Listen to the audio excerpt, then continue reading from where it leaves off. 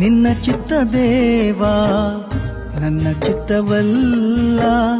ನಿನ್ನ ಚಿತ್ತ ದೇವಾ, ನಾನೇನು ಅಲ್ಲ, ನೀನಾದೆ ಎಲ್ಲ.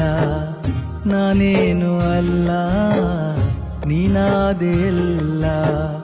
ನನ್ನ ಚಿತ್ತವಲ್ಲ, ನಿನ್ನ ಚಿತ್ತ ದೇವಾ.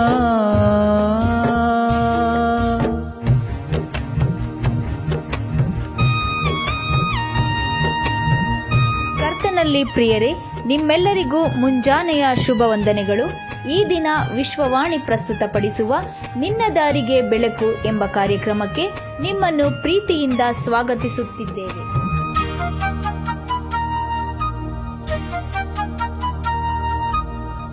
ದಾಸನು ನಾನು, ಈಶನು ನೀನೇ ದೇವಾ. ದಾಸನು ನಾನು, ಈಶನು ನೀನೇ ದೇವಾ. ಬಲಹೀನ ನಾನು, ಶಕ್ತನು ನೀನೇ ದೇವಾ. ಬಲಹೀನ ನಾನು, ಶಕ್ತನು ನೀನೇ ದೇವಾ. ನನ್ನ ಚಿತ್ತವಲ್ಲ, ನಿನ್ನ ಚಿತ್ತ ದೇವಾ. ನಾನೇನು ಅಲ್ಲ, ನೀನಾದೆ ಎಲ್ಲ. ನಾನೇನು ಅಲ್ಲ, ನೀನಾದೆ ಎಲ್ಲ. ಈ ದಿನಕ್ಕೆ ಆರಿಸಿಕೊಂಡಿರುವ ವೇದ ಭಾಗವು ಜ್ಞಾನೋಕ್ತಿಗಳು 3ನೇ ಅಧ್ಯಾಯ, ವಚನಗಳು 1-8. ಕಂದ, ನನ್ನ ಉಪದೇಶವನ್ನು ಮರೆಯಬೇಡ, ನನ್ನ ಆಜ್ಞೆಗಳನ್ನು ಮನಪೂರ್ವಕವಾಗಿ ನಡೆಸು. ಅವು ನಿನ್ನ ದಿನಗಳನ್ನು ಹೆಚ್ಚಿಸಿ ನಿನ್ನ ಆಯುಷ್ಯವನ್ನು ವೃದ್ಧಿಗೊಳಿಸಿ ನಿನಗೆ ಸುಕ್ಷೇಮವನ್ನುಂಟು ಮಾಡುವವು. ಪ್ರೀತಿ ಸತ್ಯತೆಗಳು ನಿನ್ನನ್ನು ಬಿಡದಿರಲಿ, ಅವುಗಳನ್ನು ನಿನ್ನ ಕೊರಳಿಗೆ ಕಟ್ಟು, ನಿನ್ನ ಹೃದಯದ ಹಲಗೆಯಲ್ಲಿ ಅವುಗಳನ್ನು ಬರೆ. ಇದರಿಂದ ನೀನು ದೇವರ ಮತ್ತು ಮನುಷ್ಯರ ದಯೆಯನ್ನು ಸಮ್ಮತಿಯನ್ನು ಪಡೆದುಕೊಳ್ಳುವಿ. ಸ್ವಬುದ್ಧಿಯನ್ನೇ ಆಧಾರ ಮಾಡಿಕೊಳ್ಳದೆ ಪೂರ್ಣ ಮನಸ್ಸಿನಿಂದ ಯೆಹೋವನಲ್ಲಿ ಭರವಸವಿಡು. ನಿನ್ನ ಎಲ್ಲಾ ನಡವಳಿಕೆಯಲ್ಲಿ ಆತನ ಚಿತ್ತಕ್ಕೆ ವಿಧೇಯನಾಗಿರು. ಆತನೇ ನಿನ್ನ ಮಾರ್ಗಗಳನ್ನು ಸರಾಗ ಮಾಡುವನು. ನೀನೇ ಬುದ್ಧಿವಂತನು ಎಂದೆಣಿಸದೆ ಯೆಹೋವನಿಗೆ ಭಯಪಟ್ಟು ಕೆಟ್ಟದ್ದನ್ನು ತೊರೆದು ಬಿಡು. ಇದರಿಂದ ನಿನ್ನ ದೇಹಕ್ಕೆ ಆರೋಗ್ಯವು ಎಲುಬುಗಳಿಗೆ ಸಾರವು ಉಂಟಾಗುವವು ಎಂಬುದೇ. ಕ್ರಿಸ್ತನಲ್ಲಿ ಪ್ರಿಯರೇ, ನಿಮ್ಮೆಲ್ಲರಿಗೂ ಯೇಸುವಿನ ಮಧುರ ನಾಮದಲ್ಲಿ ವಂದನೆಗಳು. ಜ್ಞಾನೋಕ್ತಿಗಳು 3ನೇ ಅಧ್ಯಾಯ 1-8 ವಾಕ್ಯದವರೆಗೂ ಓದಿಕೊಳ್ಳುವುದಕ್ಕೆ ದೇವರು ಸಹಾಯ ಮಾಡಿದ. ಈ ಭಾಗದಲ್ಲಿ ನೋಡುವಾಗ ದೇವರ ವಾಕ್ಯಕ್ಕೆ ವಿಧೇಯರಾಗಿ ಪೂರ್ಣ ಹೃದಯದಿಂದ ಯೆಹೋವನಲ್ಲಿ ಭರವಸೆ ಇಡುವುದರ ಪ್ರಾಮುಖ್ಯತೆಯನ್ನು ಇದು ವಿವರಿಸುವಂಥದ್ದಾಗಿದೆ. ಅಂದರೆ A life dependent on god ಎಂಬುದಾಗಿ. ಇದರಲ್ಲಿ 3 ಭಾಗಗಳು ಇರುವುದನ್ನು ನೋಡುತ್ತೇವೆ. ಮೊದಲನೇದಾಗಿ ನೋಡುವಾಗ ದೇವರ ಆಜ್ಞೆಗಳಿಗೆ ವಿಧೇಯರಾಗುವುದು ಎಂಬುದಾಗಿ 1-4 ವಾಕ್ಯದವರೆಗೂ ಓದಿಕೊಳ್ಳುತ್ತೇವೆ. ಎರಡನೇದಾಗಿ ನೋಡುವಾಗ ಸ್ವಬುದ್ಧಿಯನ್ನು ತ್ಯಜಿಸಿ ದೇವರ ಮೇಲೆ ಭರವಸೆ ಇಡುವುದು ಎಂಬುದಾಗಿ 5-6 ವಾಕ್ಯದವರೆಗೂ ನೋಡುತ್ತೇವೆ. ಮತ್ತು ಮೂರನೇದಾಗಿ ನೋಡುವಾಗ ನಮ್ರತೆ ಮತ್ತು ದೇವರ ಭಯ ಎಂಬುದಾದಂಥ ವಿಷಯವನ್ನು ಕುರಿತು ನೋಡುತ್ತೇವೆ. 7 ಮತ್ತು 8 ವಾಕ್ಯದಲ್ಲಿ ನೋಡುವಂಥವರಾಗಿದ್ದೇವೆ ಪ್ರಿಯರೇ. ಮೊಟ್ಟ ಮೊದಲದಾಗಿ ನೋಡುವಾಗ ದೇವರ ಆಜ್ಞೆಗಳಿಗೆ ವಿಧೇಯರಾಗುವುದು ಹೇಗೆ ಎಂಬುದನ್ನು, ದೇವರ ವಾಕ್ಯವನ್ನು ನೆನಪಿನಲ್ಲಿ ಇಟ್ಟುಕೊಳ್ಳುವುದು ಎಂಬುದನ್ನು ಈ ವಾಕ್ಯ ನಮಗೆ ತಿಳಿಸ್ತದೆ. ಇದನ್ನೇ ದಾವೀದನು ಕೀರ್ತನೆಗಳು 119:11 ವಾಕ್ಯದಲ್ಲಿ ಕೂಡ ಆತನು ಹೀಗೆ ಹೇಳುವಂಥವನಾಗಿದ್ದೇನೆ, ನಾನು ಪಾಪ ಮಾಡದಂತೆ ನಿನ್ನ ನುಡಿಗಳನ್ನು ನನ್ನ ಹೃದಯದಲ್ಲಿ ಇಟ್ಟುಕೊಂಡಿದ್ದೇನೆ ಎಂಬುದನ್ನು. ಎರಡನೇದಾಗಿ ನಾವು ನೋಡುವಾಗ ಹೃದಯದಲ್ಲಿ ಆಜ್ಞೆಗಳನ್ನು ಪಾಲಿಸುವುದು ಕೇವಲ ಬಾಹ್ಯ ಆಚಾರ ಎಲ್ಲ, ಮನಪೂರ್ವಕವಾಗಿ ನಡೆಸುವುದು ಎಂಬುದನ್ನು ನಾವು ಅರಿತುಕೊಳ್ಳಬೇಕು ಪ್ರಿಯರೇ. ಮೂರನೇದಾಗಿ ನಾವು ನೋಡುವಾಗ ಪ್ರೀತಿ ಮತ್ತು ಸತ್ಯತೆಯನ್ನು ಕಾಪಾಡುವುದು. ದೇವರ ವಾಕ್ಯ ನಮ್ಮ ಹೃದಯದ ಹಲಗಿನಲ್ಲಿ ಬರೆದುಕೊಳ್ಳಬೇಕು ಎಂದು ದೇವರ ವಾಕ್ಯ ನಮಗೆ ಆಜ್ಞಾಪಿಸುವಂಥದ್ದಾಗಿದೆ. ಇದನ್ನೇ ಭಕ್ತನಾದಂಥ ಮೋಶೆ ಕೂಡ ಹೇಳಿದ್ದಾನೆ, ದೇವರ ವಾಕ್ಯ ನಿಮ್ಮ ಮನೆಯ ಬಾಗಿಲಲ್ಲಿ ಇಡಬೇಕು, ನಿಮ್ಮ ಕೈಯಲ್ಲಿ ಇಡಬೇಕು ಎಂಬುದಾಗಿ ಅನೇಕ ವಿಧದಲ್ಲಿ ಭಕ್ತನಾದಂಥ ಮೋಶೆ ಹೇಳುವುದನ್ನು ಕೂಡ ನೋಡ್ತೇವೆ. ಇದರಲ್ಲಿ 3ನೇ ಭಾಗವನ್ನು ನೋಡುವಾಗ ಫಲ ಅಂದರೆ ದೀರ್ಘಾಯುಸ್ಸು, ಸುಕ್ಷೇಮ ಮತ್ತು ಮನುಷ್ಯರ ದಯೆ ಪ್ರಾಪ್ತಿಯಾಗುವುದು ಎಂಬುದನ್ನು 4ನೇ ವಾಕ್ಯದಲ್ಲಿ ನೋಡುತ್ತೇವೆ ಪ್ರಿಯರೇ. ಮತ್ತು ಪ್ರೀತಿ ಮತ್ತು ಸತ್ಯತೆಯನ್ನು ಕಾಪಾಡುವುದು. ಕರ್ತನಲ್ಲಿ ಪ್ರಿಯರೇ, ನಾವು ದೇವರ ಪ್ರಜೆಗಳಾಗಿದ್ದೇವೆ. ದೇವರ ವಾಕ್ಯ ನಿಮ್ಮನ್ನು ನನ್ನನ್ನು ಅದು ಕಾಪಾಡಿ ನಡೆಸುವಂಥದ್ದಾಗಿದೆ. ಕೀರ್ತನೆಗಾರನು ಹೇಳುತ್ತಾನೆ, ನಿನ್ನ ವಾಕ್ಯ ನನ್ನ ಪಾದಕ್ಕೆ ದೀಪವು, ನನ್ನ ದಾರಿಗೆ ಬೆಳಕು ಆಗಿದೆ ಎಂಬುದಾಗಿ.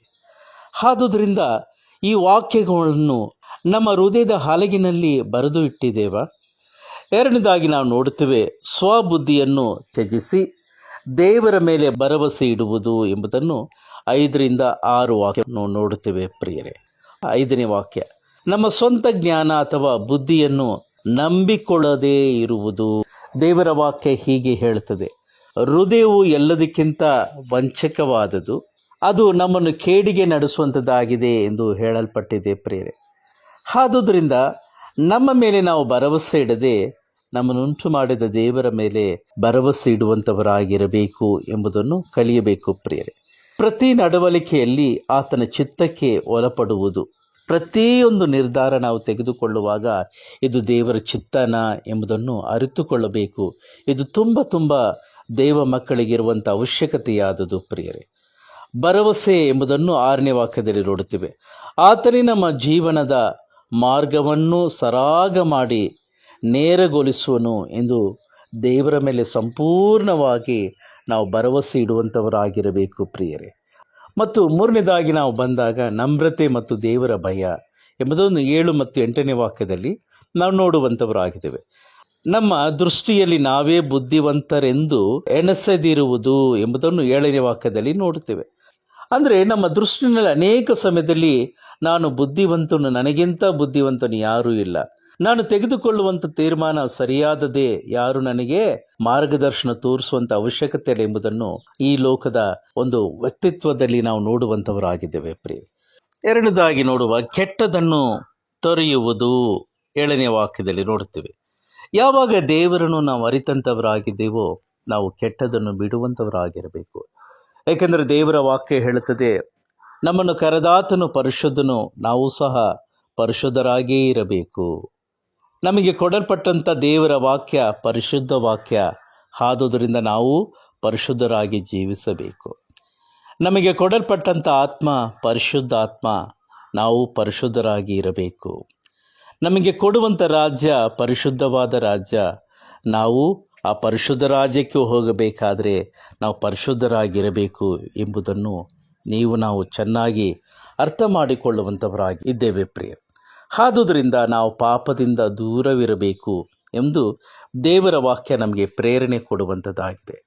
ಮತ್ತು 3ನೇದಾಗಿ 8ನೇ ವಾಕ್ಯ, ಇದು ದೇಹಕ್ಕೆ ಆರೋಗ್ಯವನ್ನು, ಎಲುಬುಗಳಿಗೆ ಸಾರವನ್ನು, ಚೈತನ್ಯವನ್ನು ತಂದುಕೊಡುವುದು ಎಂದು ಈ ಭಾಗದಲ್ಲಿ ನೋಡುವಂಥವರಾಗಿದ್ದೇವೆ.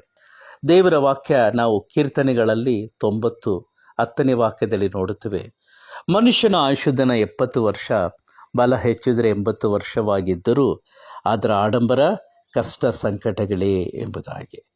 ದೇವರ ವಾಕ್ಯಕ್ಕೆ ನಾವು ವಿಧೇಯತೆ ತೋರುವಾಗ ಅದು ದೇಹಕ್ಕೆ ಆರೋಗ್ಯವನ್ನು, ಎಲುಬುಗಳಿಗೆ ಸಾರವನ್ನು ತಂದು ಕೊಡುವಂಥದ್ದಾಗಿದೆ ಎಂಬುದನ್ನು ಯಾವತ್ತೂ ನಾವು ಮರೆತು ಬಿಡಬಾರದು ಪ್ರಿಯರೇ. ಆದುದರಿಂದ ಪ್ರಿಯರೇ, ದೇವರ ಮಕ್ಕಳಾದಂಥ ನಾವುಗಳು ದೇವರನ್ನೇ ಹಾತುಕೊಳ್ಳಬೇಕು. ಸಂಪೂರ್ಣವಾಗಿ ಜೋತು ಬೀಳುವ ಜೀವನವನ್ನು ನಾವು ಕಳೆಯುವಂಥವರಾಗಿರಬೇಕು. ದೇವರ ವಾಕ್ಯವನ್ನು ಆಶೀರ್ವಾದ ಮಾಡಲಿ ಪ್ರಿಯರೇ. ಪ್ರಾರ್ಥಿಸೋಣ. ಪ್ರೀತಿಯುಳ್ಳ ಪರಲೋಕ ತಂದೆಯಾದ ದೇವರೇ, ಬೆಳಗಿನ ಸಮಯಕ್ಕಾಗಿ ದೇವ ನಿನಗೆ ಸ್ತೋತ್ರ ಸ್ವಾಮಿ. ಇಲ್ಲಿಯವರೆಗೂ ನಿನ್ನ ವಾಕ್ಯದ ಮೂಲಕ ನಮ್ಮ ಸಂಗಡ ಮಾತನಾಡಿದಂಥ ಅಂಶಗಳಿಗಾಗಿ ದೇವ ನಿನಗೆ ಸ್ತೋತ್ರ. ದೇವರೇ, ನಾವು ಲೋಕದಲ್ಲಿ ಇದ್ದರೂ ಲೋಕದವರಲ್ಲ ಎಂದು ನಿನ್ನ ವಾಕ್ಯದಲ್ಲಿ ಅಪ್ಪ ಗೆತ್ಸೆಮನೆ ತೋಟದಲ್ಲಿ ನೀನು ಹೇಳಿದೆ ಸ್ವಾಮಿ.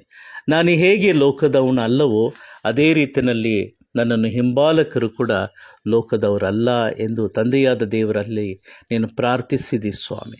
ಅದೇ ಪ್ರಕಾರವಾಗಿ ಅಶುದ್ಧವಾದ ಲೋಕದಲ್ಲಿ, ಅಶುದ್ಧವಾದ ಜನರ ಮಧ್ಯದಲ್ಲಿ ಅಥವಾ ಅಶುದ್ಧವಾದ ಸಮಾಜದಲ್ಲಿ ನಾವಿದ್ದೇವೆ ಸ್ವಾಮಿ. ಅಂದರೆ ದೇವರಿಗೆ ಭಯಪಡದಂಥ ಜನರು, ದೇವರಿಗೆ ನಮ್ರತೆಯಿಂದ ಆರಾಧನೆ ಮಾಡದಂಥ ಜನರನ್ನು ಕೂಡ ನಾವು ನೋಡುವಂಥವರಾಗಿದ್ದೀವಿ.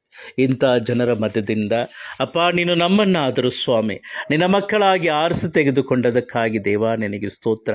ಒಂದಾನೊಂದು ದಿನ ಅಂಧಕಾರದಲ್ಲಿ ಕತ್ತಲೆಯಲ್ಲಿ ಬದುಕಿದಂಥ ನಾವುಗಳು ಇವತ್ತಿನ ದಿನ ದೇವರ ಬೆಳಕಿನಲ್ಲಿ ನಡೆಯುವಂತೆ, ಪರಿಶುದ್ಧತೆಯಲ್ಲಿ ಪಾತ್ರರಾಗಿ ನಡೆಯುವಂತೆ, ನೀತಿವಂತರಾಗಿ ಮಾರ್ಪಾಟನ್ನು ಕೊಟ್ಟದಕ್ಕಾಗಿ ನಿನಗೆ ಸ್ತೋತ್ರ ಸ್ವಾಮಿ. ಆದುದರಿಂದ ದೇವರೇ ನೀನು ಇಷ್ಟಪಡುವ ರೀತಿಯಲ್ಲಿ ನಮ್ರತೆಯಿಂದ ಜೀವಿಸುವಂತೆ ಕೂಡ ಸಹಾಯ ಮಾಡು. ನಾವು ನೀತಿವಂತರಾಗಿ ಬದುಕುವಂತೆ ಅಪ್ಪ, ಪಾಪವನ್ನು ತ್ಯಜಿಸಿ ನಮ್ಮ ದೇವರು ಪರಿಶುದ್ಧನಾಗಿರುವ ಪ್ರಕಾರ ನಮ್ಮನ್ನು ಕೂಡ ಪರಿಶುದ್ಧ ಮಾಡಿಕೊಂಡು ಜೀವಿಸುವಂತೆ ಕೂಡ ಸಹಾಯ ಮಾಡು ಸ್ವಾಮಿ. ಈ ಕಾರ್ಯಕ್ರಮ ಲಾಲಿಸಿರುವಂಥ ಪ್ರತಿಯೊಂದು ದೇವ ಜನರಿಗಾಗಿ ದೇವ ನಿನಗೆ ಸ್ತೋತ್ರ ಕರ್ತ. ನಿನ್ನ ಬರುಣಕ್ಕಾಗಿ ನಿನ್ನ ಜನರನ್ನು ಸಿದ್ಧಪಡಿಸು ಕರ್ತ. ನಾವು ಪರಿಶುದ್ಧತೆಯಲ್ಲಿ ಜೀವಿಸುವಂತೆ ಕೂಡ ನಮ್ಮೆಲ್ಲರಿಗೂ ಸಹಾಯ ಮಾಡು ಸ್ವಾಮಿ. ಅಪ್ಪ, ಯಾವ ವಿಧವಾದ ಪರಿಸ್ಥಿತಿಗಳಲ್ಲಿ ಹಾದು ಹೋಗುತ್ತಿದ್ದರೂ ಕೂಡ ನಾನು ನಿಮ್ಮನ್ನು ಅನಾಥರಾಗಿ ಬಿಡುವುದಿಲ್ಲ ಎಂದು ಹೇಳಿದ್ದೀವ್ರೆ. ಇವರನ್ನು ನೀನು ಅನಾಥರಾಗಿ ಬಿಡಬೇಡ ಸ್ವಾಮಿ. ಅವರ ಸಮಸ್ಯೆಗಳಿಂದ, ಅವರ ನೋವುಗಳಿಂದ, ಅವರ ಕಣ್ಣೀರಿನಿಂದ ಅಪ್ಪ, ಅವರಿಗಿರುವಂಥ ದುಃಖಗಳಿಂದ ನೀನು ಹೋಗಲಾಡಿಸು ಸ್ವಾಮಿ. ಪ್ರಾರ್ಥನೆಗಳಿಗೆ ಸದುತ್ರವನ್ನು ಕೊಡು ಸ್ವಾಮಿ, ಆರೋಗ್ಯವನ್ನು ಕೊಡು ಸ್ವಾಮಿ. ಎಲ್ಲವನ್ನು ಕೂಡ ನಿನ್ನ ಪವಿತ್ರ ಹಸ್ತದಲ್ಲಿ ಒಪ್ಪಿಸ್ತಾ ಇದ್ದೇವೆ. ವಿಶ್ವವಾಣಿ ಸೇವೆಗಳನ್ನು ಆಶೀರ್ವಾದ ಮಾಡು ಸ್ವಾಮಿ. ವಿಶ್ವವಾಣಿ ಸೇವೆ ಮೂಲಕ ನಮ್ಮ ಭಾರತ ದೇಶದಲ್ಲಿ ನೀನು ಮಾಡುತ್ತಿರುವಂಥ ಅನೇಕ ಮಾರ್ಪಾಟಿಗಾಗಿ ದೇವ ನಿನಗೆ ಸ್ತೋತ್ರ ಸ್ವಾಮಿ. ಜನರ ಹಿತಕ್ಕಾಗಿ ಮಾಡುತ್ತಿರುವಂಥ ಎಲ್ಲ ಒಳ್ಳೆ ಕಾರ್ಯಕ್ಕಾಗಿ ದೇವ ನಿನಗೆ ಸ್ತೋತ್ರ ಸ್ವಾಮಿ. ಯೇಸುವೆ, ನಮ್ಮ ಕರ್ನಾಟಕ ಪ್ರಾಂತ್ಯದಲ್ಲಿ ಅಪ್ಪ ತಲುಪುವ ಬೇಕಾದಂಥ ಗ್ರಾಮಗಳಿಗೆ ನಿನ್ನ ಸ್ವಾರ್ಥ ತಲುಪುವಂತೆ ಕೂಡ ಸಹಾಯ ಮಾಡು ಸ್ವಾಮಿ. ಈ ಸ್ವಾರ್ಥನೇ ಜನರಿಗೆ ಬಿಡುಗಡೆ ಕೊಡುವಂಥದ್ದಾಗಿದೆ. ಈ ಸ್ವಾರ್ಥನೇ ಜನರಿಗೆ ಆಶೀರ್ವಾದವನ್ನು ಕೊಡುವಂಥದ್ದಾಗಿದೆ. ಈ ಸ್ವಾರ್ಥನೇ ಜನರನ್ನು ಪರಲೋಕ ರಾಜ್ಯಕ್ಕೆ ಸೇರಿಸುವಂಥದ್ದಾಗಿದೆ. ಆದುದರಿಂದ ನಮ್ಮ ಕರ್ನಾಟಕ ಪ್ರಾಂತ್ಯದಲ್ಲಿ ನೀನು ಸ್ವಾರ್ಥ ತಲುಪುವಂತೆ ಸಹಾಯ ಮಾಡು ಸ್ವಾಮಿ.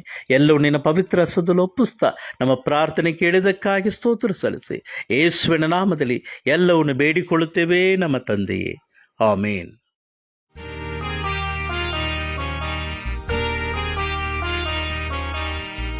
ಬಾಳೆಂಬ ಹಡಗಿನ ನಾವಿಕ ನೀನಂತೆ ದೇವಾ,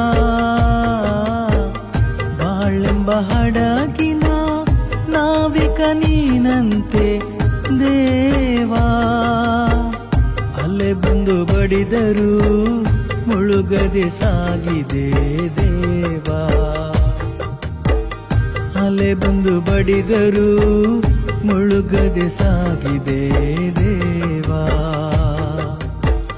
ನನ್ನ ಚಿತ್ತವಲ್ಲ ನಿನ್ನ ಚಿತ್ತ ದೇವಾ, ನಾನೇನು ಅಲ್ಲ ನೀನಾದೆ ಎಲ್ಲ, ನಾನೇನು ಅಲ್ಲ ನೀನಾದೆ ಎಲ್ಲ.